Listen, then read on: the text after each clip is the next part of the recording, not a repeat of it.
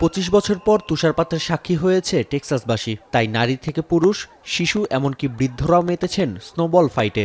কাজের ফাঁকে একটু বিরতিতে এই লড়াইয়ে যোগ দিয়েছেন হিউস্টন পুলিশের সদস্যরা।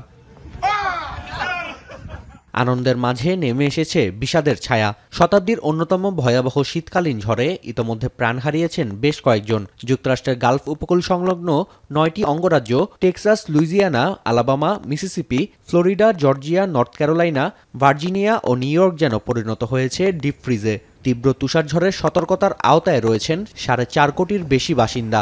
Born in Buffalo, New York, that gets, feet and feet worth of snow. More than this, but it's actually really fun having it here because it's kind of a throwback to my childhood and college days. About a walk, I'm actually working at the hospital covering the nights. So we all have kind of day and night shift at the hospital right now because they don't want people driving in and out, so I just came here. একদিনে সর্বোচ্চ তুষারপাতের 143 বছরের record ভেঙেছে Alabama. Florida ও লুইজিয়ানায় ভেঙেছে 60 বছরের বেশি সময়ের record. 18 ইঞ্চির তুষারপাত দেখেছে নিউ ইয়র্কবাসী।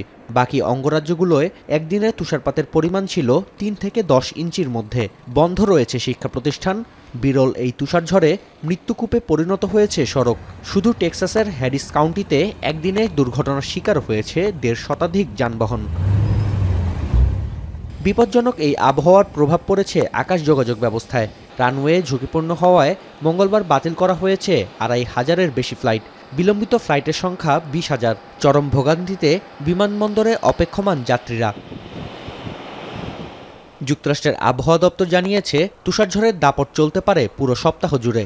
ওমাহা, নিউ অরলিন্স ও হিউস্টন সহ বেশ কিছু অঞ্চলে তাপমাত্রা নেমে আসতে পারে -30 ডিগ্রি সেলসিয়াসের নিচে। জলবায়ু পরিবর্তনের কারণে এমন বিরল শীতকালীন ঝড় নিয়মিত ভিত্তিতে দেখা যাবে বলে শঙ্কা বিশেষজ্ঞদের। নাফি আরমান মনন, এখন বিশ্ব। মাঠের অলরাউন্ডার আমি, আর ঘরের all rounder Tilex. Tilex toilet cleaner, clean মানেই টাইলক্স।